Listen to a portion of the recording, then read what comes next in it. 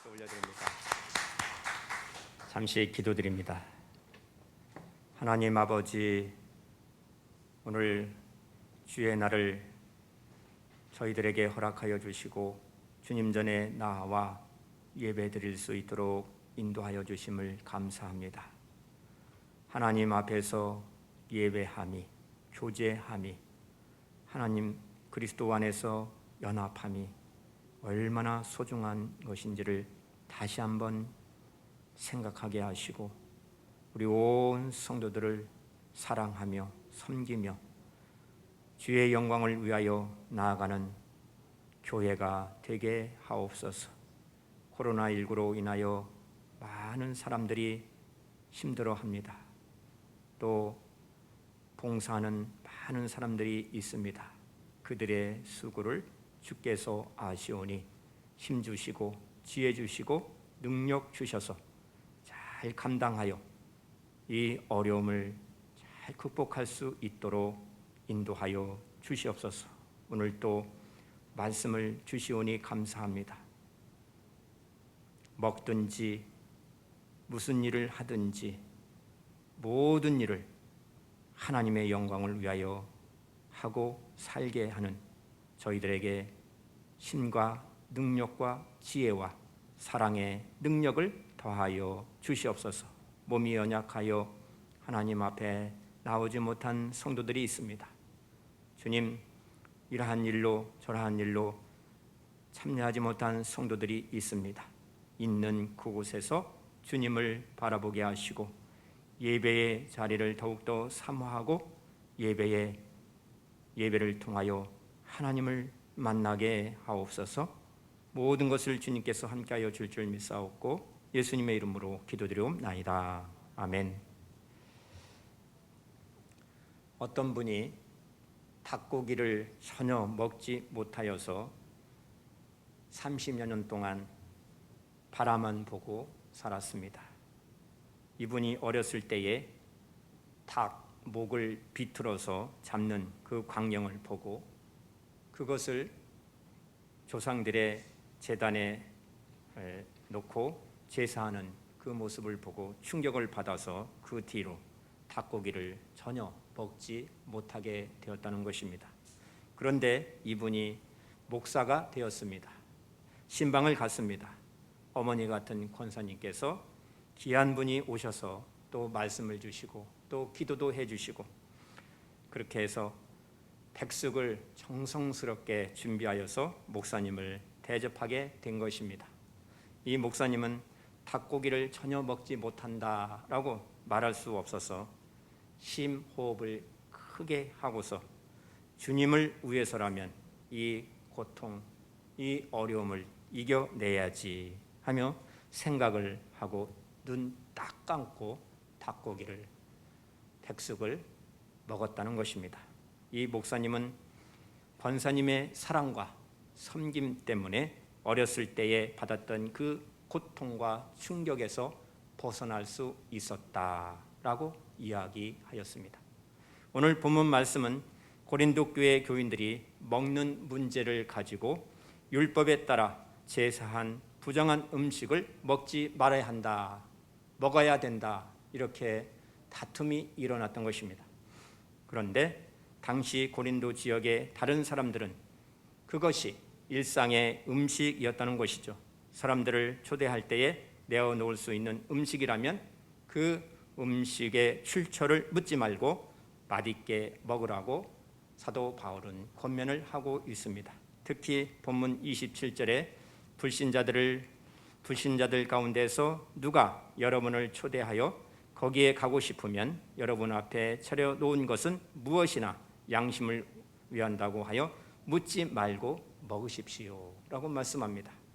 예수님께서도 입에 들어가는 것이 악한 것이 아니라 입에서 나오는 것이 악한 것이라고 말씀하셨습니다. 입에서 나오는 것이 마음에서 나오는 것인데 악한 생각, 살인, 간음, 음란, 도적질, 거짓말, 남을 비방하고 판단하는 말들입니다.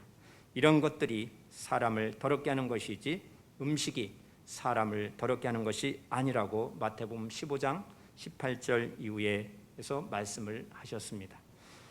광야교회를 거울로 삼아 경계한 사도 바울은 이를 고린도 교회에 적용하여 오늘 본문 말씀 14절부터 22절에서는 우상 숭배를 경계하라고 말씀하고 있습니다. 우상 숭배하는 일을 피하라고 14절에서도 말씀합니다. 어찌하여 우상 숭배가 부당한 것입니까? 우상 숭배가 부당함은 바로 참여함에 있기 때문인 것입니다. 참여함에 세 방면이 있음을 설명을 해주고 있습니다. 첫째 방면은 16절 말씀, 우리가 축복하는 축복의 잔은 그리스도의 피에 참여함이 아닙니까? 우리가 떼는 빵은 그리스도의 몸에 참여함이 아닙니까? 라고 말씀하시면서 참여함은 그리스도의 피와 몸에 참여함에 있다고 말씀하고 있습니다. 그리스도와의 연합을 의미하는 것입니다. 그리스도는 머리요, 교회는 몸이고 모든 성도들은 그 몸의 지체들이라고 말씀하고 있습니다. 이 연합과 참여함과 교제함을 우리는 주님의 만찬을 통하여서 고백하고 기념하는 것이죠. 우리가 반드시 기억해야 할 것은 성찬의 의미가 그리스도와 하나가 됨을 고백하는 것뿐만이 아니라 성도들 상호 안에도 그리스도 안에서 하나됨을 고백하는 것입니다. 그래서 17절 말씀에 빵이 하나이므로 우리가 여럿일지라도 한 몸입니다. 그것은 우리가 모두 그 한 덩이 빵을 함께 나누어 먹기 때문이라고 말씀합니다. 교회는 개인들의 집합소가 아니라 그리스도의 한 몸이라고 말씀을 하고 있는 것입니다. 둘째 방면은 18절 말씀, 육신상의 이스라엘 백성을 보십시오. 제물을 먹는 사람들은 그 제단에 참여하는 사람이 아닙니까? 라고 묻습니다. 여기서 육신을 따라 난 이스라엘이란 구약 교회를 가리키는 것입니다. 제물을 먹는 자들이 제단에 참여하는 자들이라고 말씀하고 있습니다. 구약의 성도들도 제사 제도를 통해서 하나님께 참여하였음을 말씀하고 있는 것입니다. 하나님 앞에 제사를 드리고 예배를 드린 후에 제물을 나누어 먹음으로 하나님과 이웃과의 교제에 참여하였던 것입니다. 그 대표적인 예가 바로 유월절에 그 음식을 함께 먹는 것이었습니다. 세 번째 방면은 19절 말씀입니다. 그러니 내가 무엇을 말하려는 것입니까? 우상은 무엇이고 우상에게 바친 제물은 무엇입니까?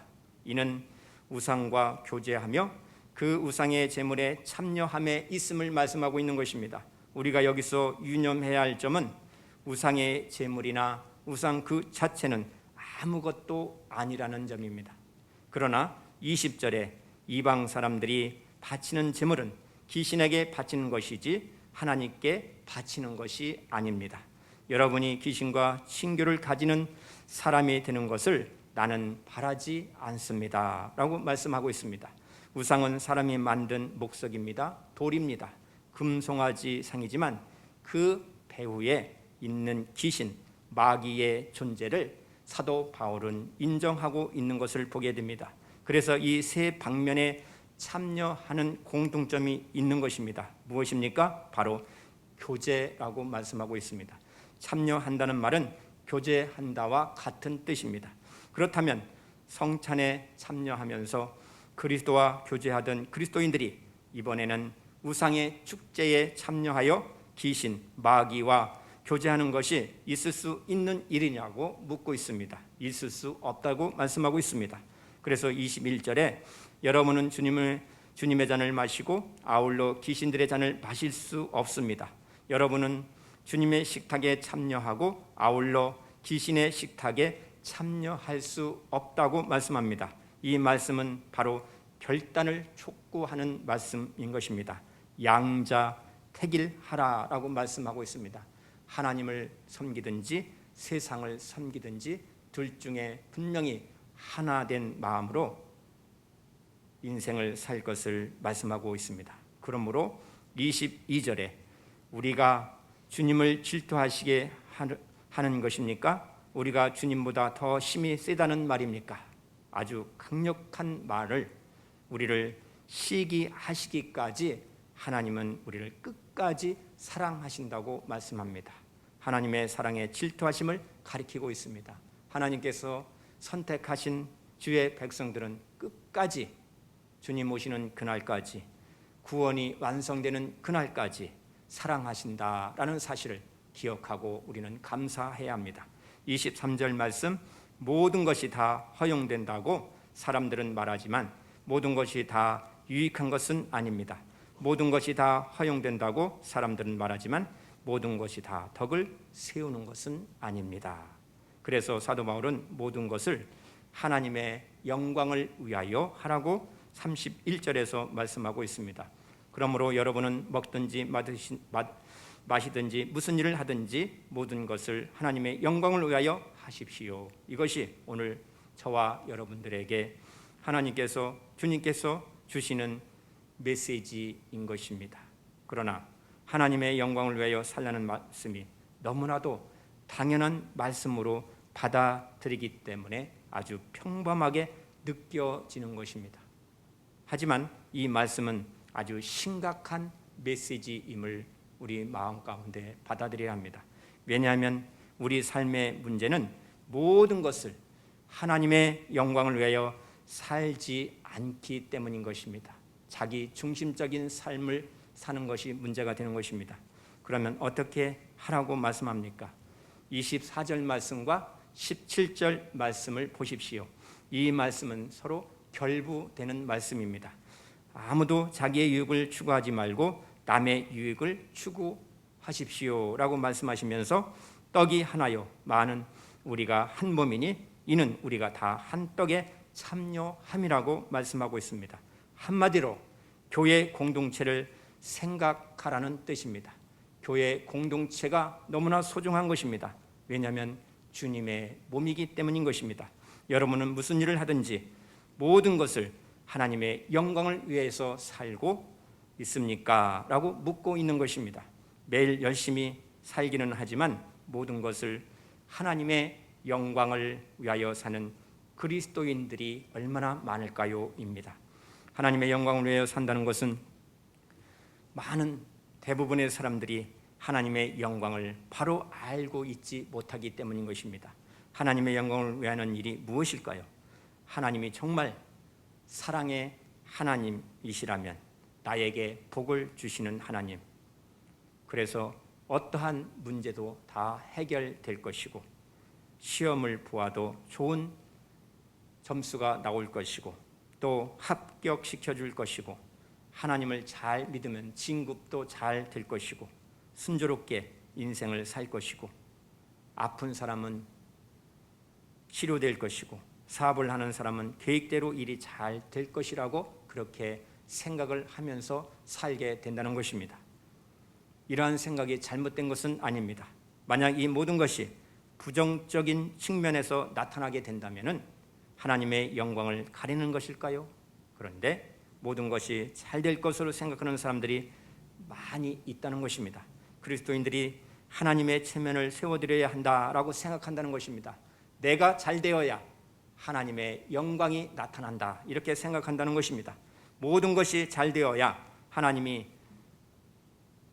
사랑하는 사람이지 이렇게 이야기한다는 것입니다. 이것은 바로 율법주의 신앙에서 나온다는 것을 말씀하고 있습니다. 그래서 예수님을 믿어도 돈을 많이 벌어야 되고 부자가 되어야 되고 성공해야 되고 합격해야 되고 진급해야 되고 그렇게 생각한다는 것입니다. 그렇다면 어떻게 사는 것이 하나님께 영광을 돌리는 것일까요? 하는 문제를 우리들에게 질문을 하고 있습니다. 예수님께서 무엇이 하나님께 영광을 돌리는 일인지 분명히 말씀해 주셨습니다. 마태복음 5장 16절 말씀을 보시면 이같이 너희 빛이 사람 앞에 비치게 하여 그들로 너희 착한 행실을 보고 하늘에 계신 너희 아버지께 영광을 돌리게 하라라고 말씀하셨습니다. 돈이나 성공이나 진급이나 합격이 아니라 우리의 착한 행실을 통해서 하나님께 영광을 돌리라고 말씀하신 것입니다. 그것을 사도 바울은 자기 유익을 버리고 다른 사람의 유익을 위하여 사는 것이라고 말씀하고 있습니다. 그래서 24절에 누구든지 자기의 유익을 구하지 말고 남의 유익을 구하십시오 라고 말씀하시는 것입니다. 오늘 본문 10장 하반절 보시면 사도 바울은 이것을 우상에게 바쳤던 제물을 먹는 문제에 적용하고 있습니다. 성도는 어떠한 고기라도 마음껏 먹을 수 있는 자유를 부여받았다는 것입니다. 땅에 있는 모든 것들은 하나님의 것이기 때문에 귀신에게 제물로 바쳤던 고기라 할지라도 근본적으로는 하나님께 속한 것이기에 변함이 없다는 것입니다. 그러므로 하나님께 감사함으로 받으면 얼마든지 먹을 수 있다라고 말씀하고 있습니다. 그러나 귀신에게 바친 고기는 귀신의 것이라 생각하는 사람이 있다면 문제가 달라진다는 것입니다. 그런 사람이 있다면 그 고기를 먹지 말아야 한다고 말씀하고 있습니다. 여기서 영적 교만이 있는 사람과 진정으로 주님의 마음을 품는 사람이 갈라지게 되는 것입니다. 영적 교만이 있는 사람은 자기가 아는 지식을 고집하고 지식이 없는 사람들을 무시하게 된다는 것입니다. 그러나 하나님의 영광을 위하여 사는 사람은 다릅니다. 사도 바울은 본문 25절부터 28절까지 고기를 먹게 되는 세 가지 경우에 대하여 설명하고 있습니다. 시장에서 파는 것은 출처를 묻지 말고 사서 먹으라고 말씀하고 있고, 불신자의 집에 초대받았을 경우에 고기 요리가 나오면 역시 출처가 어디인지를 묻지 말고 먹으라는 것입니다. 그런데 어떤 사람이 이것은 제사에 올린 고기입니다 라고 말을 한다면 그 사람을 위해서 먹지 말아야 한다라고 말씀합니다. 다시 말해서 초점을 자기 믿음, 자기 지식, 자기 유익에 두지 말고 다른 사람에게 두며 행동하는 것이 바로 하나님의 영광을 위해서 사는 것이다 라고 말씀하고 있습니다. 그래서 사도는 31절에 그러므로 여러분은 먹든지 마시든지 무슨 일을 하든지 모든 것을 하나님의 영광을 위하여 하십시오 라고 강권적으로 권면을 하고 있습니다. 사도 바울이 이렇게 살았던 것은 어떤 사람에게나 또 교회나 자신의 걸림돌이 되지 않기 위해서 하라고 말씀하고 있습니다. 32절 말씀 보시면 여러분은 유대 사람에게도 그리스 사람에게도 하나님의 교회에도 걸림돌이 되지 마십시오 라고 말씀합니다. 여기서 걸림돌이라는 말은 어떤 사람이 예수님을 믿어서 구원을 받는 데에 있어서 방해가 된다라는 의미로 사용했습니다. 내 주변에 예수님을 믿고 구원받았는데 혹시 나 때문에 걸림돌이 되는 사람이 있다면 어떻게 되겠습니까? 사도 바울이 고린도 교회 성도들에게 나를 본받는 자가 되라고 그렇게 말씀하고 있습니다. 그래서 11장 1절에 내가 그리스도를 본받는 사람인 것과 같이 여러분은 나를 본받는 사람이 되십시오. 그렇다면 우리도 사도와 같이 나를 본받는 사람이 되십시오 라고 당당히 말할 수 있습니까? 나를 본받는 자가 되십시오 이렇게 자신 있게 말하는 것은 교만이 아닌 것입니다. 주님을 사랑함으로 복음을 증거함으로 내가 복음을 받고 예수님을 믿음으로 내가 이러한 사람이 되었습니다 라고 말하면서 나를 본받는 사람이 되십시오. 이 말은 바로 사랑의 근거를 두고 한 말인 것입니다. 사도 바울이 원하는 것은 오직 하나입니다. 예수님의 마음을 품고 사는 것입니다. 예수님은 십자가에서 죽으심으로 우리를 구원해 주셨습니다. 사도 바울은 그렇게 살고 싶었고 또 그렇게 살았다고 당당히 말하고 있는 것입니다. 이러한 삶이 분명하기 때문에 나를 본받는 자가 되십시오 라고 말할 수 있었다는 것입니다. 33절에도 나도 모든 일을 모든 사람의 마음에 들게 하려고 애씁니다. 그것은 내가 내 이로움을 구하지 아니하고 많은 사람의 이로움을 추구하여 그들이 구원을 받게 하려는 것입니다 라고 말씀하고 있습니다. 사도 바울은 고린도 교회 성도들도 자기처럼 살아보라는 것입니다. 이 말씀은 바로 저와 여러분에게도 마찬가지로 말씀하고 있습니다. 예수님처럼 살아보십시다. 우리가 예수님을 믿으면 율법의 멍에에서 자유함을 얻게 되는 것이고 죄의 멍에에서 자유함을 얻게 된 것입니다. 자유는 복음의 핵심인 것입니다. 예수님의 십자가로 주어진 바로 구원의 은혜인 것입니다. 무엇으로도 포기할 수 없는 것입니다. 그러나 그 자유는 마음대로 사는 자유가 아님을 말씀하고 있습니다. 하나님의 뜻대로 사는 자유를 말씀하고 있습니다. 죄짓지 아니하고 사는 자유를 말씀하고 있습니다. 원수도 사랑하는 자유이요 자기의 유익을 구하지 않고 남의 유익을 구하며 사는 것을 자유라고 말씀하고 있습니다. 이런 자유는 누구나 가질 수 있는 것이 아닙니다. 죄와 마귀의 종노릇에서 벗어나 예수님으로 함께 사는 그 자유를 얻는 자만이 이러한 자유를 누릴 수 있는 것입니다. 그래서 이렇게 살 때에 하나님의 영광이 드러나게 된다라고 말씀하고 있습니다. 이 자유함을 얻는 비결은 바로 변화에 있습니다. 가장 큰 변화는 이웃을 내 몸과 같이 사랑하라라는 말씀에 있는 것입니다. 그리고 용서하는 마음인 것입니다. 하나님을 사랑하는 신앙이 말과 행동으로 구체화시키는 것입니다. 예수님께서 가르쳐 주신 가장 큰 계명이 무엇입니까?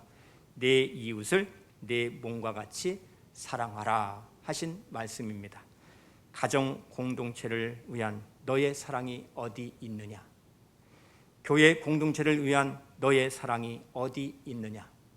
직장 공동체를 위한 너의 사랑이 어디 있느냐라고 묻고 있는 것입니다. 사랑하지 않는 것이 죄라고 말씀합니다. 다른 사람을 용서하지 않는 것이 가장 심각한 죄라고 말씀하고 있습니다. 이것이 하나님 나라에 들어가지 못하게 된다라고 말씀하고 있습니다. 사랑으로 하나 될 수 있어야 하는 것입니다. 내가 연약함을 깨닫고 내가 죄인임을 깨달아야 용서할 수 있고 또 용서를 구하고 회개할 수 있는 것입니다. 진심으로 그렇게 변화될 때에 그것이 바로 하나님의 영광으로 나타나게 된다고 말씀하고 있습니다. 주님이 역사하시는 것을 체험하게 되는 것입니다. 예수님을 바라보아야 그러한 삶을 살 수 있음을 말씀하고 있습니다. 예수님을 바라보면 모든 사람이 주께 하듯 섬기게 된다고 말씀하고 있습니다. 그래서 에베소서 6장 7절에 기쁜 마음으로 섬기기를 주께 하듯 하고 사람들에게 하듯 하지 말라라고 말씀하고 있습니다. 우리는 코로나19 사태 중에 다시 모일 때에는 마음까지 하나 된 생명의 공동체가 되게 해 주시기를 간구하며 나아가야 합니다. 모든 사람들은 예전처럼 가족들과 식당에 가서 식사도 하고 또 학교에도 가고 마음껏 운동도 하고 정상적인 일들을 하면서 서로 만나 교제하기를 간절히 원할 것입니다. 중요한 것은 무슨 일을 하든지 누구를 대면하든지 항상 어떻게 하나님께 영광을 올려드릴까 하는 그러한 생각으로 살아야 합니다. 그러려면 저와 여러분이 어떤 형편에 살든지 문제가 되지 않을 것입니다. 여러분이 어떠한 직분이나 어떠한 사명을 받았다 할지라도 문제가 되지 않을 것입니다. 오직 자기 유익을 구하지 아니하고 다른 사람의 유익을 먼저 구하면서 생활하는 것이 중요한 것입니다. 우리가 두려워할 것은 하나님의 영광을 가로채 나 자신의 영광을 추구하는 것입니다. 우리는 언제나 예수님을 바라보아야 합니다. 그러면 모든 사람들에게 주님께 하듯 할 수 있다고 사도는 가르쳐주고 있습니다. 성경에는 하나님께 영광을 돌리는 것이 무엇인지 수없이 기록되어 있습니다. 그 중에서 야고보서 4장 10절을 보시면 예수님 형제 야고보는 주 앞에서 낮추라 그리하면 주께서 너희를 높이시리라 라고 권면을 하고 있습니다. 또한 예수님께서도 우리들에게 다른 일을 섬기는 방법을 구체적으로 가르쳐 주셨습니다. 누가복음 10장 27절을 보시면 율법 교사와 영생을 얻는 방법에 대해 대화하실 때에도 내 마음을 다하며 목숨을 다하며 힘을 다하며 뜻을 다하여 주 너의 하나님을 사랑하고 또한 내 이웃을 내 몸과 자신과 같이 사랑하라 라고 말씀하셨습니다. 하나님 사랑과 이웃 사랑을 통해서 하나님께 영광을 돌릴 것을 주님은 말씀하셨습니다. 하나님의 영광을 위하여 사는 것은 바로 예수님이 말씀하신 것처럼 우리가 받은 그 사랑을 그대로 이웃들에게 전하는 것입니다. 무엇을 먹고 마시든지 무엇을 하든지 간에 그 안에서, 주님 안에서 하나님의 사랑과 은혜가 드러내게 하는 그러한 삶을 살아야 하는 것입니다. 코로나19 어려운 시대를 살고 있습니다. 이러한 상황 가운데에 나 자신만 어려운 것이 아니라 모든 사람들이 다 어려움을 겪고 있다는 것을 생각하시고 나 자신을 뽐내기보다 다른 사람들을 더 칭찬하고 배려하고 내가 받은 그 사랑을 다른 사람들에게 나누는 성도의 삶을 사는 저와 여러분 되시기를 바랍니다. 그럴 때 하나님께 영광을 올려드리게 되는 것이고 귀하고 아름다운 성도로서의 존재가 빛나게 되는 것입니다. 그래서 결론적으로 31절에 그런즉 너희가 먹든지 마시든지 무엇을 하든지 모든 일을 하나님의 영광을 위하여 하라라고 말씀하시는 것입니다. 여러분 모두 가정에서, 교회에서, 일터에서 정말 자기 유익을 구하지 아니하고 다른 사람의 유익을 먼저 생각하면서 일하는 저와 여러분의 모습을 보여주시기를 바랍니다. 섬김의 삶을 사는 성도들이 되시기를 바랍니다. 이 말씀을 가지고 한 주간 동안 승리하는 우리 온 성도들이 되시기를 주님의 이름으로 축복합니다. 기도합니다. 사랑의 하나님 감사합니다. 믿음의 착한 행실을 실천하여 이웃을 내 몸과 같이 사랑하고 섬기면서 용서하는 마음으로 승리하는 삶을 사는 우리 온 성도들이 되게 하여 주시옵소서. 모든 일에 하나님의 영광을 위해 하고 실천하고 승리하는 삶을 살게 하여 주실 줄 믿습니다. 예수님의 이름으로 기도드리옵나이다. 아멘.